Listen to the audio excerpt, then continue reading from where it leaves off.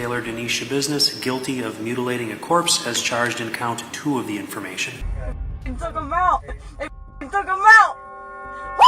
It was a day thick with tension, the air almost humming with unease, as Hannah Freeman stood before the court, once a bright fourth-grade teacher, now a woman unraveled by her own obsessions. Her sentencing carried the weight of disbelief, for she had pursued her former lover 33 times within a mere 19 days. To label the ordeal as dramatic would be a grave understatement. It was a psychological tempest laid bare in public view. Hannah was not some ordinary defendant plucked from obscurity. She bore the surname of Influence, the daughter of a police chief, raised amidst law and order, now ensnared in her own breach of it. That lineage, however, could not cloak her in immunity. No shield of family prestige could soften the gavel's inevitable fall. This harrowing descent into chaos had not erupted overnight. It traced its origins to a single desperate 911 call, a plea that set into motion a chain of events no one could have foreseen. From that moment onward, the line between love and fixation blurred, leading her down a path where reason dissolved and ruin waited with open arms. Please, can we help you?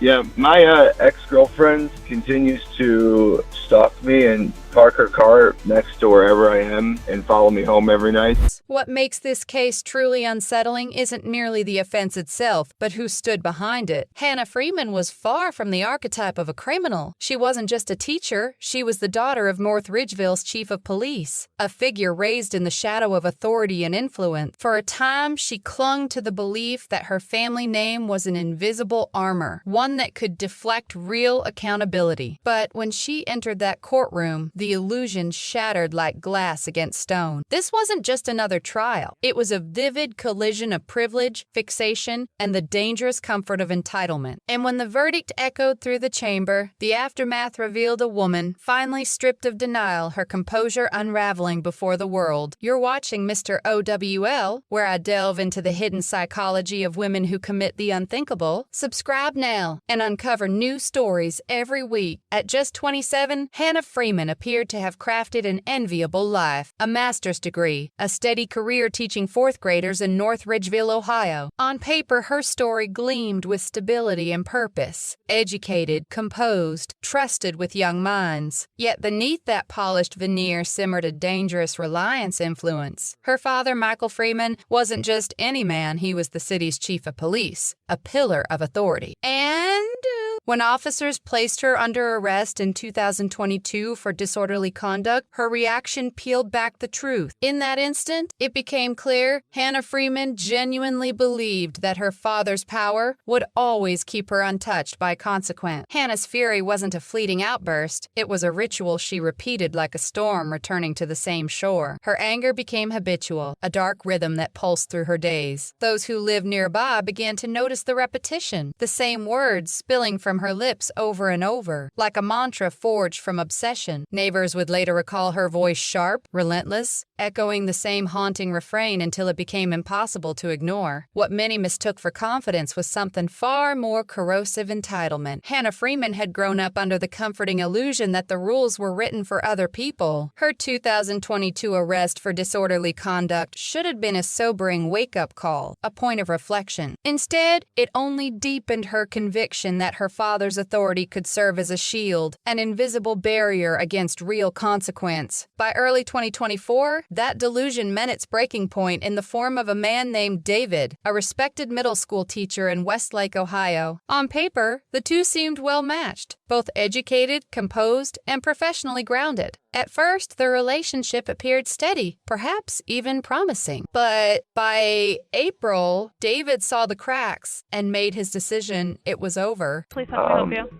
Yeah, my ex-girlfriend continues to stalk me and park her car next to wherever I am and follow me home every night. For him, the breakup was closure. For Hannah, it was provocation. Her descent began almost instantly. The quiet ache of rejection mutated into obsession. She began haunting the periphery of David's world, his workplace, his parking lot, the spaces where routine should have felt safe. GPS data would later sketch the disturbing truth. In just 19 days, she visited his school 33 times, sometimes circling back within hours. This was not coincidence. coincidence. It was pursuit cloaked in method. But her fixation didn't end at the school gates. David soon realized the haunting followed him home. Night after night, he felt her presence trailing him, headlights in the mirror, footsteps near his apartment. What began as unwanted visits evolved into stalking, a daily terror pressing against the edges of his sanity. Everything came to a head on November 6, 2024. Despite David's firm boundaries, Hannah appeared at his apartment once again, uninvited, unrelenting. What she discovered inside shattered her composure. Another woman. The sight ignited her fury. Instead of retreating, she acted with chilling calculation. She went straight to David's car, found it unlocked, and stripped it of what tethered him to normal life. 2 backpacks, 2 laptops, his wallet, and his medication. This wasn't an impulsive lash out, it was psychological warfare. By taking his most essential belongings, she ensured he would have to confront her again, a cruel manipulation designed to keep her presence alive in his world. That night became the breaking point. The invasion of his privacy, the theft, the fear, all of it culminated in one final decision. On November 7th, David finally picked up the phone and called the police. The illusion of control that Hannah once wielded had officially crumbled into chaos. How long has this been happening?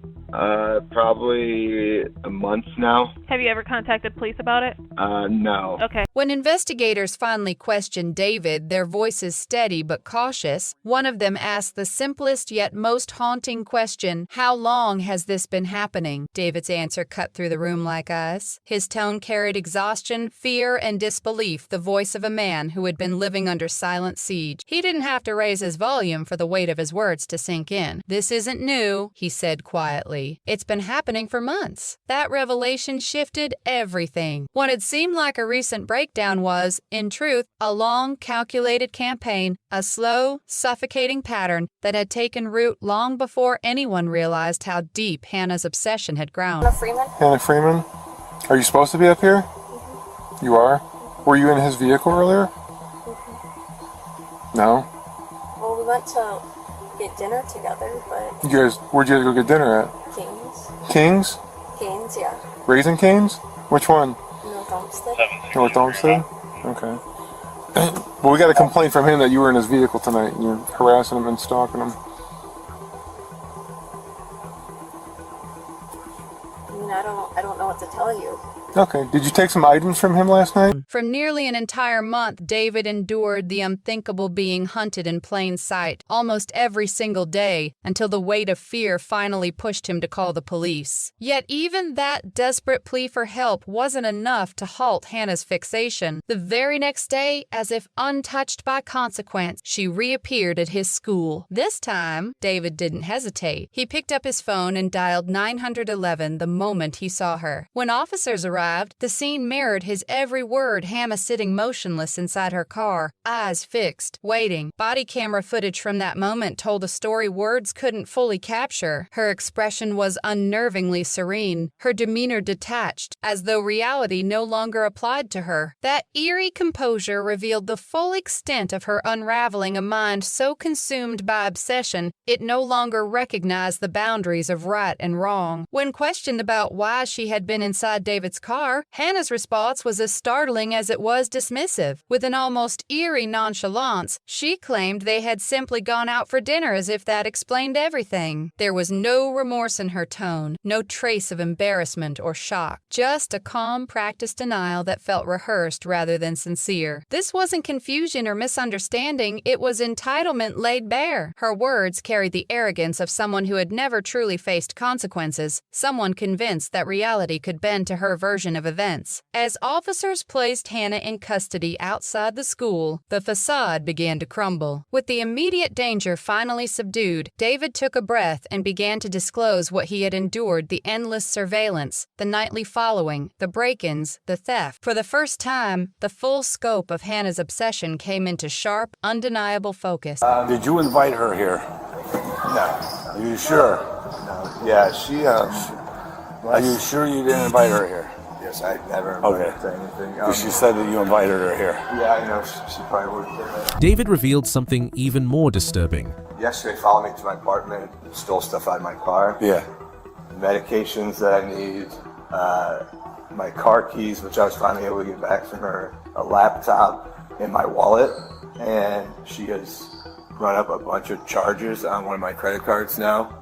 Oh, she did? Yeah. Then came the revelation that chilled everyone in the room. As David spoke, his voice unsteady but resolute, he shared something even more disturbing, a truth that deepened the darkness of the entire case. What he described went far beyond stalking or harassment. It was psychological warfare. He explained how Hannah had been sending him messages from unknown numbers, creating fake accounts, and even manipulating mutual friends to track his movements. It wasn't just about being followed, it was about being hunted, piece by piece, through every corner of his life. Each new detail painted a portrait of a woman whose obsession had consumed her completely, a fixation so dangerous it blurred the boundary between love and control, leaving David trapped in a nightmare he could no longer ignore. I regret the incident. I definitely acted out of emotion, and I will take steps necessary to move on from this incident, and you will not see me back here again.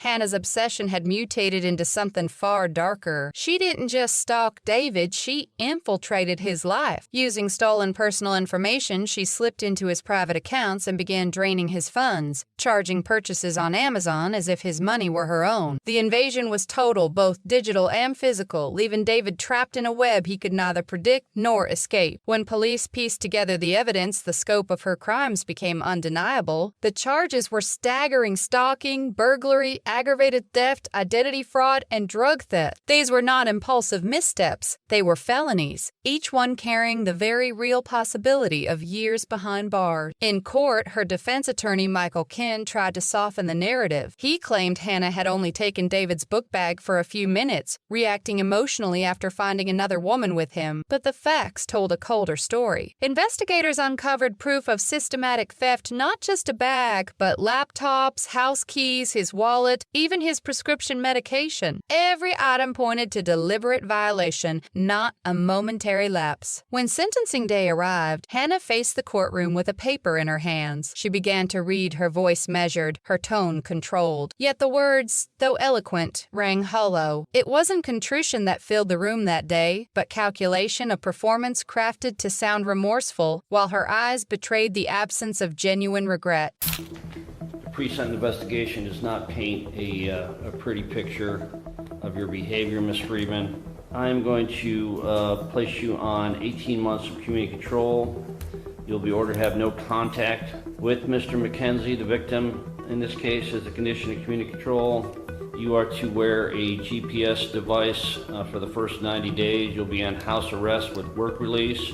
You'll be ordered to undergo mental health counseling, particularly to establish healthy boundaries, and you will serve the first 7 days of this term of probation in our county jail.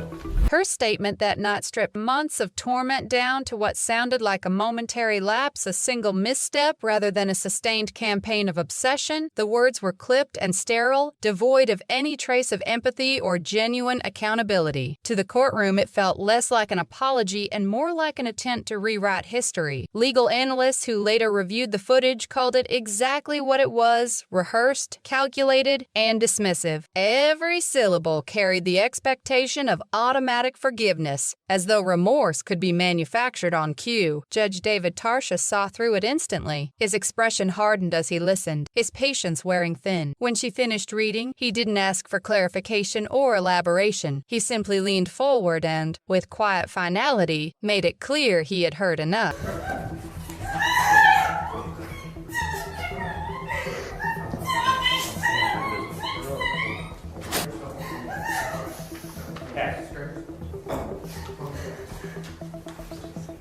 The moment the sentence was read aloud, Hannah's composure shattered. What had been a calm, detached facade dissolved into chaos. She erupted shrieking, sobbing, her voice cracking through the courtroom like glass splintering under pressure. It was an eruption of disbelief and desperation, a woman finally realizing that her privilege could no longer shield her. The walls of denial she had built around herself collapsed in an instant, leaving only raw panic in their place. As deputies moved in to escort her away, the room fell into uneasy silence, the sound of consequence finally drowning out the noise of entitlement. At this point, Your Honor, we would make a motion to withdraw her plea. We're going to In that instant, the illusion of privilege disintegrated. The woman who once believed herself untouchable stood stripped of every layer of protection, forced at last to confront the reality she had long denied. Hannah's sobs echoed through the courtroom, not from innocence lost, but from power slipping away. Her attorney, Michael Kimlin, scrambled to contain the damage, his voice low but urgent as he attempted to steady her unraveling emotions. The scene was chaos cloaked in formality, a courtroom transformed into a stage of collapse. Sensing the magnitude of her reaction and the shift in tone from the bench, Kinlan made a swift, strategic move. He rose, adjusting his tie with practiced restraint, and announced his intention to file a motion to withdraw her plea and take the case to trial. It was a last-ditch effort to regain control, but the damage had already been done. You don't like the sentence? No, because we don't like the way the court's interpreted the facts. Mr. Kinlan, did you talk to me about sentence before you pled your client? You were not available, Your Honor. Yet Judge Matiya remained steadfast. His ruling stood resolute, impervious to any entreaty. When was this case indicted?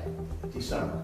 Yeah, half a year ago. Your Honor, Did you make any effort to talk to me in the last 6 months about how I would sentence your client? Yes, No. we did. You did? When? When I asked you to take her off GPS. Then Judge Matiya unleashed his crushing reply. Okay, and I did. Yes. But that wasn't about sentencing, was it? I just asked you, did you make any effort to talk to me about what sentence I would impose after you negotiated a plea deal with the state of Ohio? No, we did have an agreed sentence with the state and asked the court to go along with the agreed sentence. Didn't ask me. Sorry. The plea is not knowingly voluntary. Your bad practice is not my problem. Judge Matiya's ruling sliced through every excuse, leaving no doubt the consequences were Hannah's own doing. Her attorney's blunders were only half the tale. What had armored her for years were layers of privileged honor of a police chief, respected teacher, and a society that too often shrugs at female offenders. This case lays bare how those shields can postpone reckoning until the evidence is ironclad and a judge refuses to blink. Hannah personified the entitled stalker, convinced David was hers regardless of his refusal. Her helping with classwork pretext is straight from the stalker's playbook recasting criminal surveillance as kindness. In her head, she wasn't stalking, she was nurturing. When emotional manipulation failed, she escalated. A deliberate grab for control by stealing items he needed every day. Her courtroom collapse exposed a woman who never believed privilege could expire. David's reluctance to report underscores the stigma male victims endure, especially against female predators. Hannah served just 7 days behind bars, but the real sentence was permanent, teaching career erased, 18 months under GPS ankle bracelet, house arrest, and compulsory counseling. Even her lawyer's reputation took a hit after that courtroom debacle. Yet Hannah's fall reveals a larger truth. Privilege has an expiration date. When it crumbles, reality is undeniable. These cases matter because they force the conversations we dodge: gender, power, and the psychology of control. Want stories that go beyond the crime to unearth the cultural fault lines beneath? Subscribe.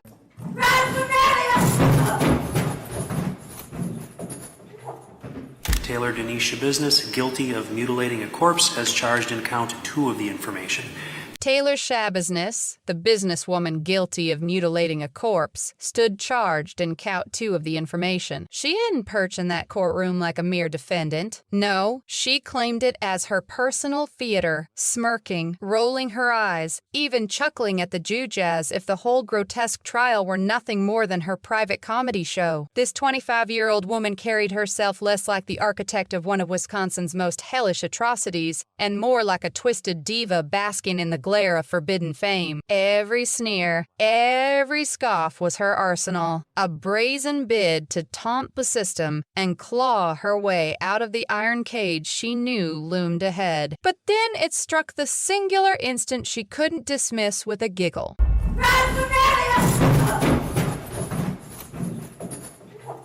This is the saga of Taylor Schabusiness, a woman who gambled that she could game the courts, feign insanity, and sashay away unscathed after unleashing a savagery so raw it rattled even the steeliest detectives to their core. And then, in her own I say cold confession, she laid it bare. So, I took the chain, wrapped it around his neck, and I asked again, where's my stuff? Took a chain, I put it around his neck, and I asked him again, where my at?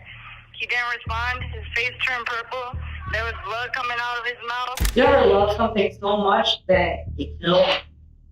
Like, it happens to me. That's the feeling that I have. I love something so much that I kill it. Like, I love it so much and then I kill it. Before 2022, Taylor Schabusiness was a ghost in Green Bay. No one knew her name. No one whispered it in passing. To her neighbor, she was just another 20-something fumbling through the haze of young adulthood, scraping by in the shadows of Wisconsin's quiet streets. But beneath that unremarkable facade, Taylor was spiraling, swallowed whole by a riptide of addiction. Methamphetamine and marijuana didn't just grip her, they devoured her, warping her decisions into jagged edges, igniting bursts of chaos that left wreckage in their way. That's when she started orbiting Shad Thyrion, a laid-back 24-year-old with a knack for drawing people in. Friends painted him as the effortless charmer, quick with a grin, the guy who'd crack a joke and lighten any room without breaking a sweat. His mom, Tara, would later choke out the truth in court. Shad was the golden son, the one every family dreams of, wired to mend moods and mend fences, allergic to anyone's pain. Taylor and Shad? It wasn't a romance for the ages. It was a tangle of thorns, stitched together by shared highs and a reckless pull that masqueraded as passion. Drugs were the glue, the spark, the slow poison, nothing solid, everything frayed. For Taylor, though, Shad morphed into something darker, a release valve for her storms, a bullseye for her unraveling fury. On the frigid night of February 22nd, 2022, Taylor showed up at Shad's place, her veins still humming from a fresh meth hit. What followed was a blur of indulgent sours melting away in clouds of smoke, gulps of liquor, bodies colliding in a haze of fleeting heat. We launched onto the bed. We went from the stairs to the bed, and then, yeah. But before you chain went around his neck, were you and Chad like kissing or any foreplay or anything? No, we were chilling at home. You just chilling. What unfolded next was a horror no mind could have scripted. In Taylor's own frostbitten confession, the night detonated. Mid-intimacy, her hand found a chain Shad's chain, coiled in the corner of his bedroom like a dormant viper. She looped it around his throat, cinched it tight. At first, she called it play, a kink in the heat. But seconds bled into minutes. Shad's gasps turned to gurgles, his limbs thrashed, and still she pulled. Even when he begged, even when his body seized in death throes, Taylor didn't relent. She later told detectives she liked the power, the choke, the struggle. She didn't want it to end. When the chain finally slackened, Shad Thyrion was gone. Detectives crossed the threshold of Shad's home expecting silence, maybe a passed-out kid. Instead, the stillness felt wrong, too thick, too final. Room by room, the quiet curdled into dread. This wasn't a welfare check anymore. Something unspeakable had already happened. Yes, I lived in officer at 829 Stony Brook. Girlfriend just woke me up and swears that she found her severed head of her son in a basin. Did you go down there? In a bucket. I went down, I can't tell what the fuck it is. Pardon my language, I'm kind of a little freaked out. Whose head is it? She's claiming it's her son. How old is her son? 24, 25. Has he been missing, or? No, he was here yesterday with some chick, and then all of a sudden nobody's here. Where's the rest of the body at? No idea. He was here a couple hours, then he left with Taylor. And they had some space. Taylor. Who's that? Girl. Taylor Coronado.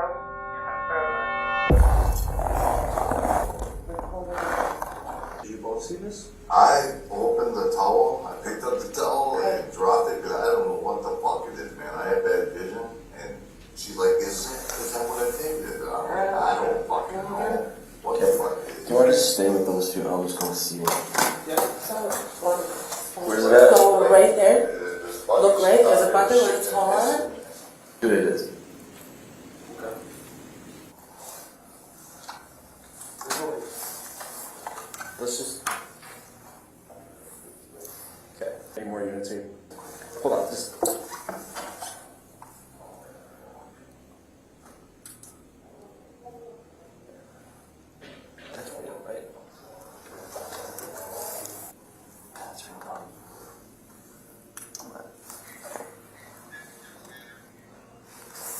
If we could get more units here sooner rather than later, that'd be appreciated.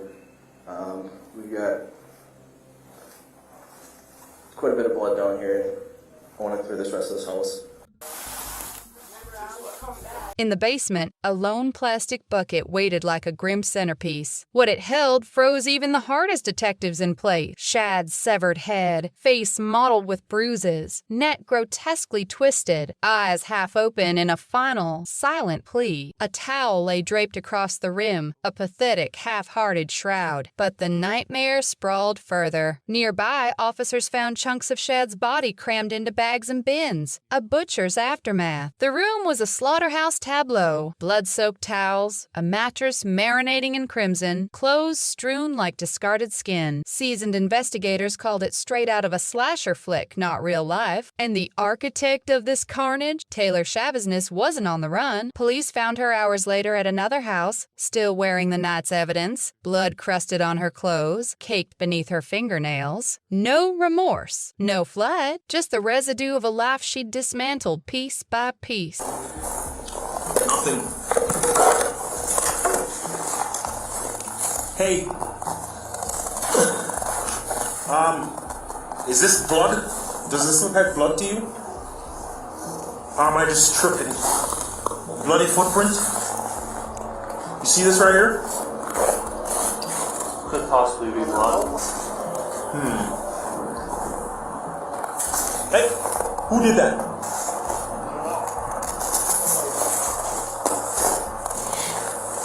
Hi, Taylor. How's it going? Officer Russell with the Green Bay Police Department.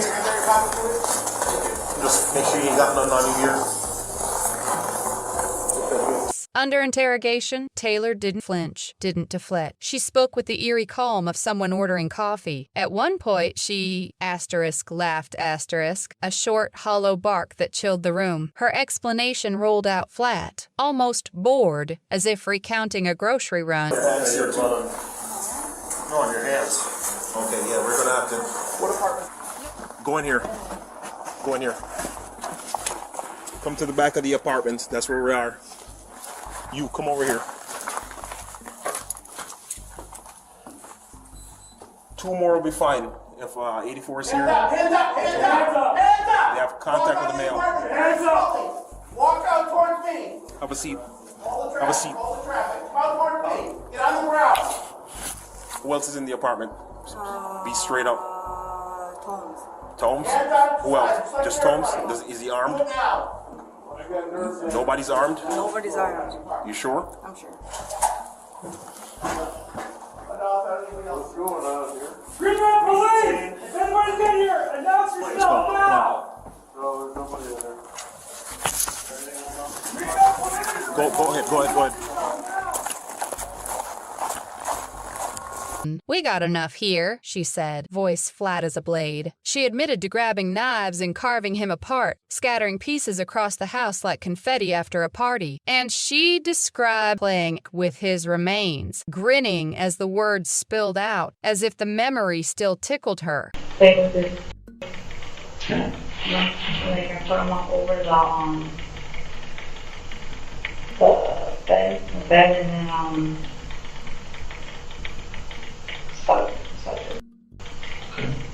and like had it. What did you do with it? I put it in his mouth, put it back. You said that she played with this after he was dead. Was it a rat? Shad's mother, Tara, was the one who first crossed the threshold of hell. She came home that morning, noticed the basement light leaving up the stairs like a warning. She descended. There was the bucket. One glance, and recognition slammed into her. Her son's hair, his face, half covered by that limp towel. She knew instant. She would later testify, voice cracking, that the image burned itself behind her eyes forever. As evidence techs cataloged the carnage, Taylor's circus act never stopped. She lounged in the interview room, amused, cracking jokes, rolling her eyes at the questions. Detectives remember her leaning in with a smirk. You think this'll make the news? They took him out! They took him out! Woo! In her interview, Taylor casually mentioned she'd planned to load Shad's head and other parts into her car, take them with her, drive them somewhere. She never said where, but the image human remains in a trunk, rolling through Green Bay streets, curdled every stomach in the room. Her defense claims she was so far gone on meth, so unhinged, she couldn't grasp what she'd done. The prosecution fired back. Her eerie calm, her laughter, the detailed play-by-play she delivered proved she knew exactly what she was doing. This wasn't a blackout. This was deliberate. By the time Taylor Schabusiness stepped into court for her first appearance, the cameras were already hungry. Anyone waiting for tears got none. Hair in a tight ponytail, eyes dancing across the gallery like she was scanning for fans. She smirked. No sobs, no plea, just a woman soaking up the spotlight. When the trial finally began, the case had already bled across national headlines. For Shad Thyrion's family, sitting just feet away, every second was torture. They'd lost a son, a brother, to a violence no parent should ever imagine. And as the trial ground on, Taylor kept performing, smirking through testimony, tilting her head with a sly smile, chuckling as crime scene photos flashed on the screen. The truth was undeniable. And did you notice anything odd about Taylor as far as her mannerisms, her eyes, her speech, anything like that? No. Did you have any feelings that she was acting weird when you had contact with her? Bizarre? No. It's really, really unusual. And I searched my own 32-year memory bank here. And it's exceptionally unusual. In the jail, with evaluators, with me, at times, briefly, it's very strange. Other times looking, real, I can mimic it, very scowly. A lot of people interpret it superficially to be grinning. Yeah, grinning it all, but getting a kick out of everything. Nah, not me, Based on my experience and training, that's a psychotic person right there.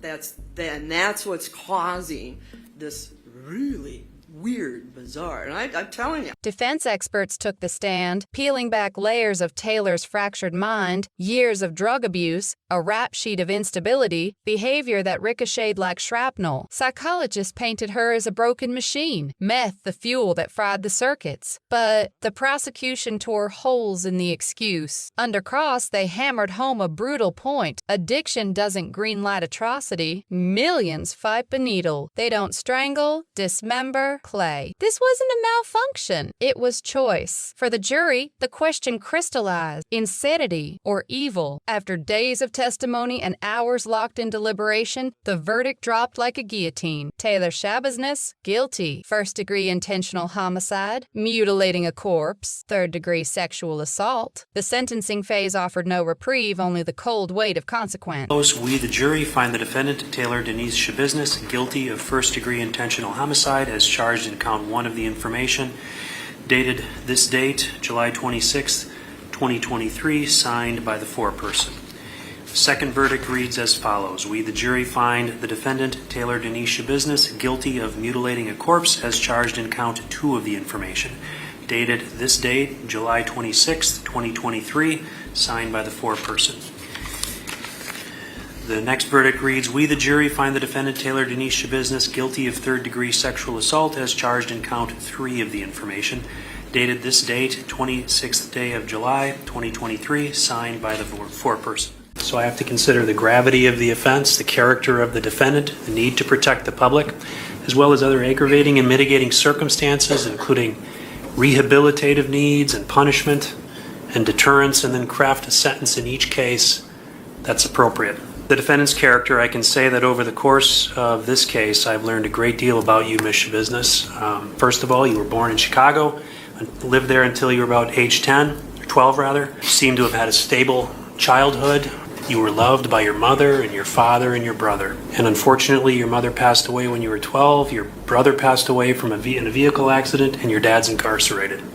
Shad's family faced the court, voices splintering like glass. They spoke of a son and brother erased in the most savage way imaginable. Tara locked eyes with Taylor and let the words fall raw. You didn't just take his life, you stole our peace, our laughter, every tomorrow we were owed. Taylor sat stone still. At moments, the corners of her mouth twitched upward. When her turn came, no apology surfaced. She rambled, tossed out bizarre asides, eyes flicking to the gallery as if checking for applause. The suffering in the room might as well have been scenery. The judge, face carved from granite, handed down the only fitting sentence. September 2023, life without parole. What lingers isn't just the savagery of the crime, but the indelible image of Taylor Schabusiness smirking, chuckling, turning a courtroom into her personal stage. Because this story isn't only about a life stolen, it's a stark, cold reminder of the darkness some people cradle inside, smiling all the while.